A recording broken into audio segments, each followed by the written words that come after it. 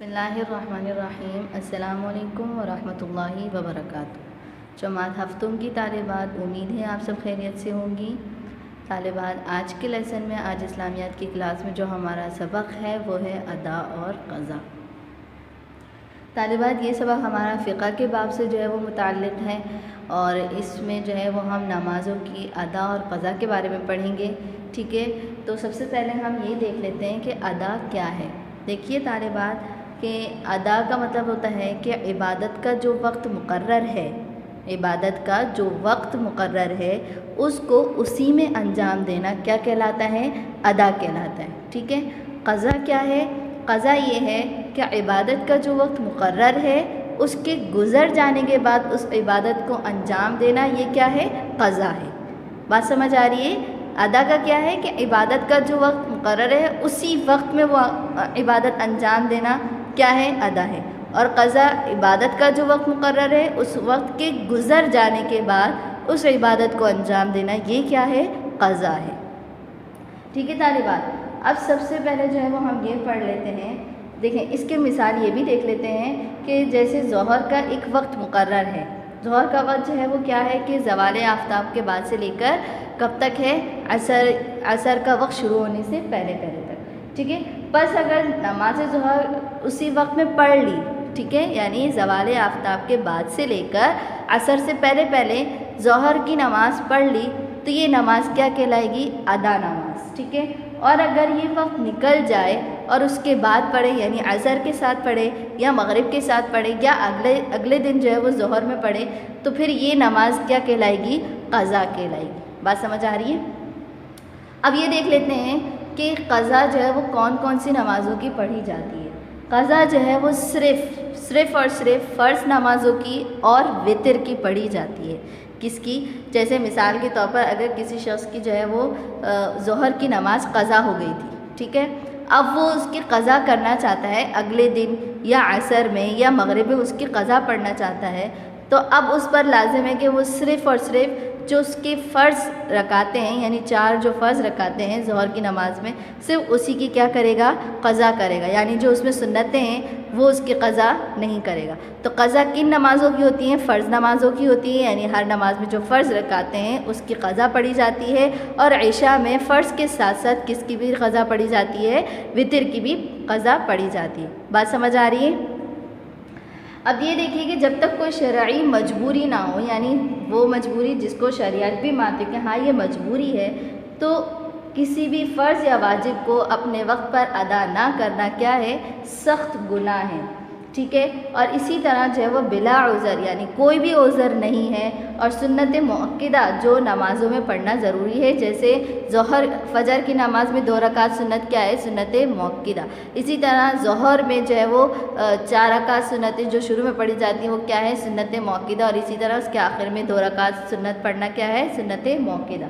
ठीक है, मगरिब में जो वो 2 रकात सुन्नतें पढ़ी जाती हैं वो भी क्या है? सुन्नत मुअक्किदा। तो ये जो है बग़ैर किसी उज़्र के सुन्नत मुअक्किदा को अपने वक्त पर अदा ना करना, ये क्या है? गुनाह है। और अगर अदा नहीं की तो अब इसकी क़ज़ा भी नहीं होगी।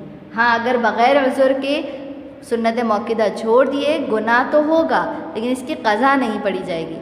और अगर जो है वो उज़्र से जो है वो सुन्नत मुअक्किदा छोड़ दिए तो फिर गुनाह नहीं है। और इसी तरह जो है कोई मजबूरी नहीं थी, कोई उज़्र नहीं था और फ़र्ज़ जो है वो क्या कहते हैं? छोड़ दिए, या वाजिब को जो है वो अपने वक्त पर अदा ना किया, तो ये भी क्या है? बहुत बड़ा गुनाह है। बात समझ आ गई? तो अब क़ज़ा किन नमाज़ों की होती है? सिर्फ़ और सिर्फ फ़र्ज़ नमाज़ों की होती है और वितर की पढ़ी जाती है। ठीक है, अब ये देख लेते हैं कि क़ज़ा नमाज़ों का वक्त क्या है। ठीक है, क़ज़ा नमाज़ों का जो है वो वक्त मुकर्रर नहीं होता। जिस वक्त जो है वो फ़ुर्सत मिले उसी वक्त जो है वो क्या करें? पढ़ लें। ठीक है, लेकिन इतना ख़याल रखें कि औक़ात ममनुआ में से कोई वक्त ना हो। औक़ात ममनुआ हम पढ़ चुके हैं। औक़ात ममनुआ जो है वो 3 औक़ात हैं: तुलूए आफ्ताब, ग़ुरूब आफ्ताब और ज़वाल आफ्ताब। ये 3 औक़ात जो है वो औक़ात ममनुआ है और इनमें जो है वो क्या कहते हैं? क़ज़ा नमाज, बल्कि कोई भी नमाज नहीं पढ़ी जा सकती।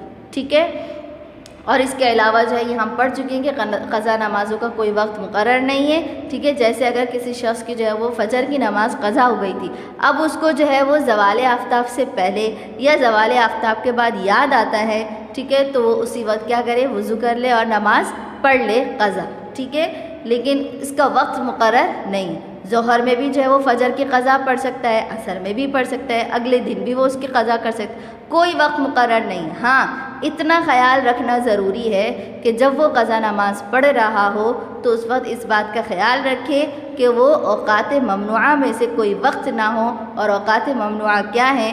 तुलूए आफ्ताब, ग़ुरूब आफ्ताब और ज़वाल आफ्ताब। बात समझ आ गई?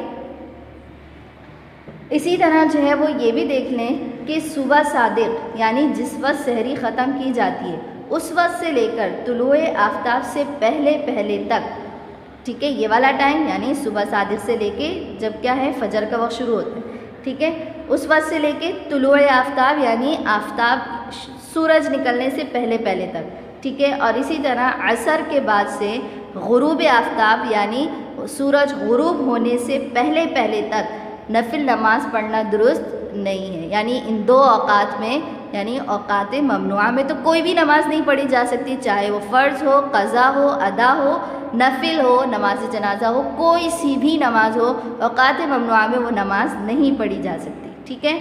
लेकिन दो औक़ात और ऐसे हैं कि जिसमें नफिल नमाज पढ़ना दुरुस्त नहीं है, और वो दो औक़ात कौन से हैं कि सुबह सादिक़ से लेकर सूरज निकलने से पहले पहले तक ये वक्त है, और इसके अलावा दूसरा वक्त कौन सा है, असर के बाद से लेकर यानी असर जब हमने पढ़ ली उसके बाद से लेकर ग़ुरूब आफ्ताब से पहले पहले तक यानी सूरज के ग़ुरूब होने से पहले पहले तक, ये दो औक़ात ऐसे हैं कि जिसमें नफिल नमाज पढ़ना दुरुस्त नहीं है। हाँ, अलबत्ता इसमें जो है वो नफिल नमाज के अलावा क़ज़ा नमाज पढ़ी जा सकती है, सजदे तिलावत जो है वो किया जा सकता है, और इसी तरह नमाज जनाजा भी पढ़ना क्या है, जायज़ है। बात समझ आ गई? अब हम ये देख लेते हैं कि एक से ज़ायद क़ज़ा नमाज़ों के पढ़ने का तरीक़ा क्या है। देखिए, अगर कोई शख्स अल्लाह ना करे क्या हो, बेनमाजी हो, ठीक है, और फिर वो जो है अल्लाह ताला के फजल करम से तौबा कर ले और आइंदा नमाज नहीं छोड़ूंगा इस बात की क्या कर ले, नियत कर ले, इरादा कर ले।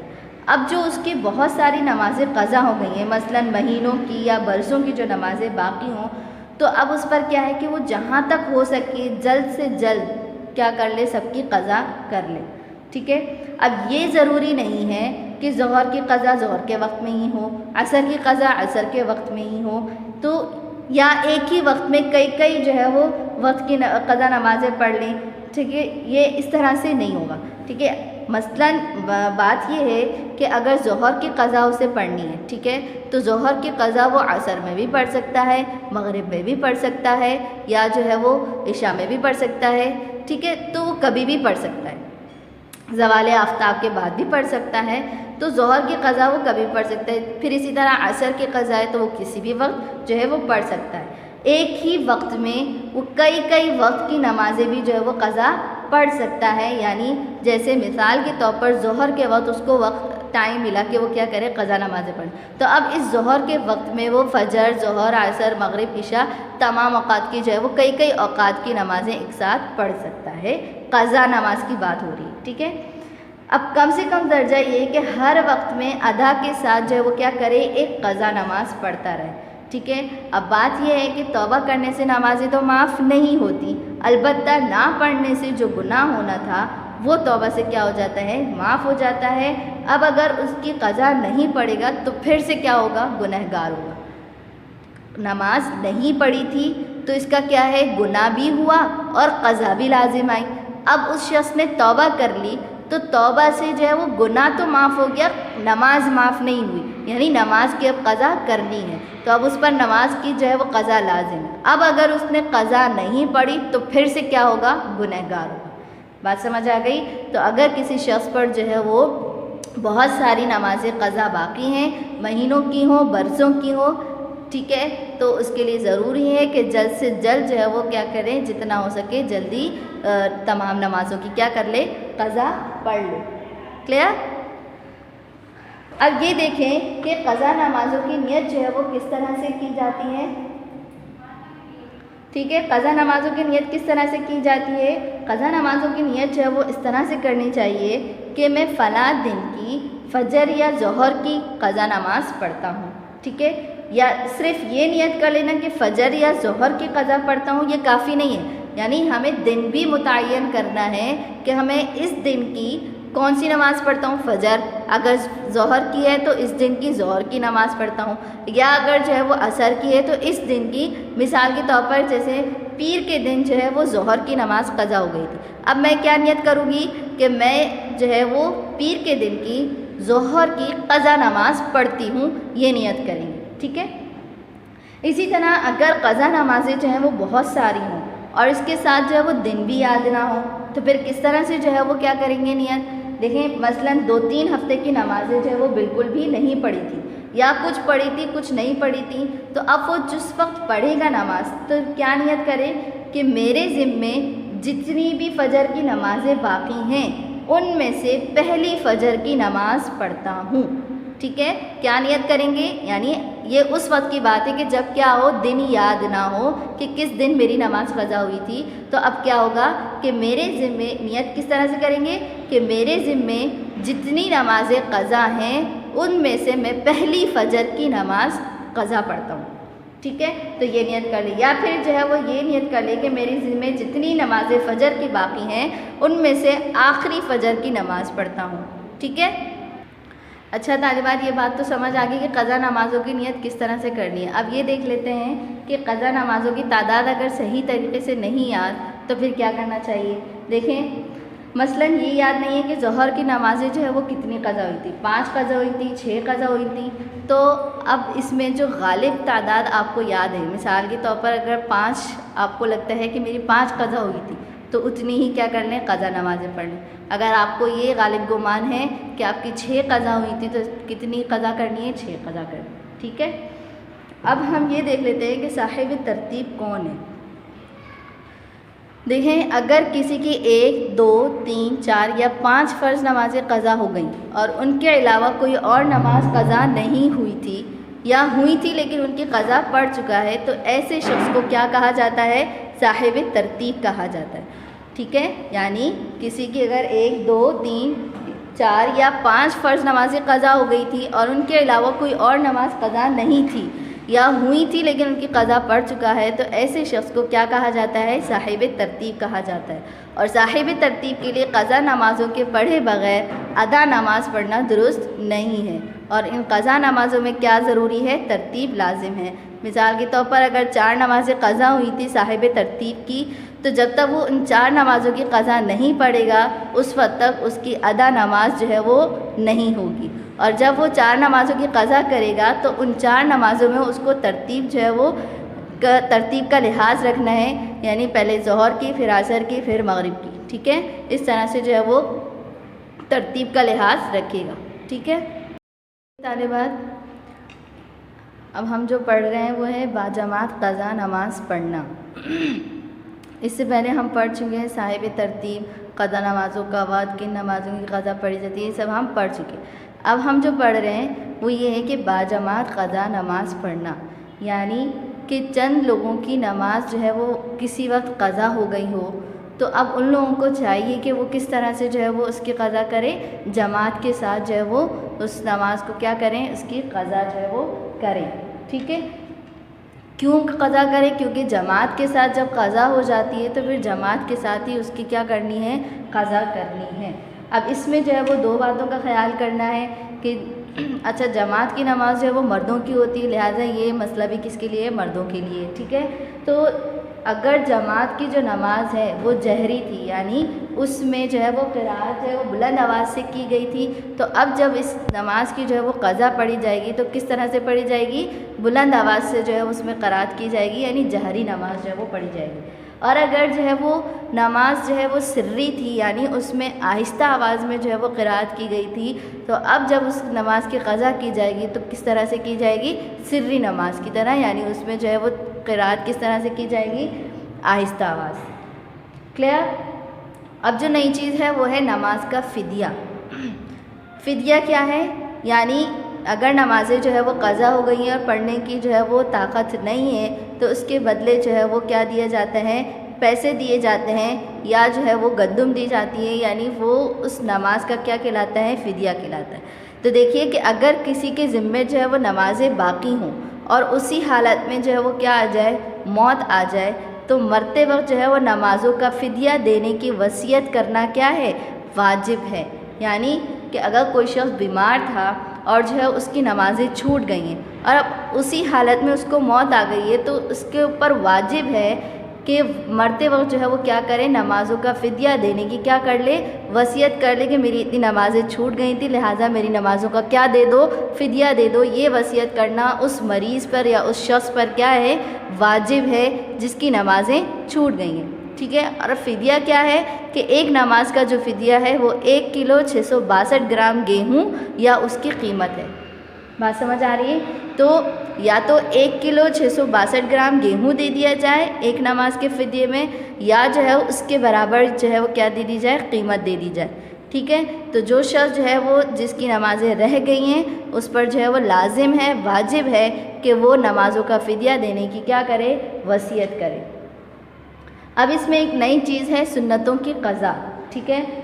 कौन सी सुन्नतों की क़ज़ा, फ़जर की सुन्नतें। ठीक है। अब यहाँ पर हम देख लेते हैं कि फ़जर की सुन्नतें अगर फ़र्ज़ के साथ क़ज़ा हुई तो ज़वाल से पहले जो है फ़र्ज़ों के साथ उनको भी क्या कर लेना चाहिए, पढ़ लेना चाहिए। और अगर ज़वाल के बाद जो है वो पढ़े तो सिर्फ़ किसकी क़ज़ा करेगा, फ़र्ज़ की क़ज़ा करेगा। ठीक है। और अगर फ़र्ज़ पढ़ लिए तो सिर्फ़ क्या करेगा, सुन्नतें जो छूट गई हैं तो फिर जो है वो उसी की क्या करेगा, क़ज़ा करेगा। कब, सूरज निकलने के बाद, यानी ज़वाल से पहले पहले। बात समझ आ रही है? मिसाल के तौर पर एक शख्स था, उसकी फ़जर की नमाज़ क़ज़ा हो गई, यानी उसकी फ़जर की नमाज़ कैसे क़ज़ा हुई कि उसकी सुन्नतें भी क़ज़ा हो गई और फ़र्ज़ भी क़ज़ा हो गई। अब जब वो फ़जर की क़ज़ा पढ़ेगा तो ज़वाल से पहले अगर वो फ़जर की क़ज़ा पढ़ेगा तो उस पर लाजिम है कि वो सुन्नतों की भी क्या करे, क़ज़ा करे। ठीक है। और अगर वो ज़वाल के बाद फ़जर की क़ज़ा करेगा तो फिर जो है वो सिर्फ़ फ़र्ज़ रकात की जो है वो क्या करेगा, क़ज़ा करेगा। लेकिन अगर किसी शख्स की जो है वो सिर्फ़ सुन्नतें रह गई थी, फ़र्ज़ उसने पढ़ लिए थे, सिर्फ़ सुन्नतें रह गई थी, तो यहाँ पर भी यही मसला है कि अगर वो ज़वाल से पहले क़ज़ा करेगा तो सुन्नतों की क़ज़ा करेगा, ज़वाल के बाद जो है वो सुन्नतों की क़ज़ा नहीं करेगा। बात समझ आ रही है? इसके अलावा जो सुन्नतें ज़ोहर या नमाज जुम्मा के फ़र्ज़ से पहले पढ़ी जाती हैं, अगर फ़र्ज़ से पहले नहीं पढ़ सका तो क्या करेंगे, फ़र्ज़ के बाद पढ़ ले। लेकिन बेहतर ये है कि जो सुन्नतें ज़ोहर या जुम्मे के बाद पढ़ी जाती हैं वो पहले पढ़ ले, और फिर जो फ़र्ज़ से पहले पढ़ने वाली सुन्नतें रह गई थी वो फिर आखिर में पढ़ लें। क्लियर हो गई बात? तो ये जो है वो हमारा सबक मुकम्मल हो गया, और इसको जो है वो अच्छे तरीके से जो है वो इसको देख लीजिए, समझ लीजिए। और अब आपका काम ये है कि आपने जो है वो किताब से इसका जो है अच्छे तरीके से मुताला करना है। ठीक है। अगली क्लास तक के लिए इजाज़त दीजिए। अस्सलामु अलैकुम व रहमतुल्लाहि व बरकातहू।